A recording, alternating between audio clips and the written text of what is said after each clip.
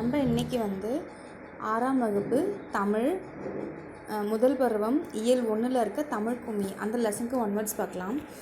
ஆழிப்பெருக்கு, கடல்கோள், மேதினி, உலகம், ஊழி, நீண்டதோர் காலப்பகுதி, உள்ளப்பூட்டு, உள்ளத்தின் அறியாமை.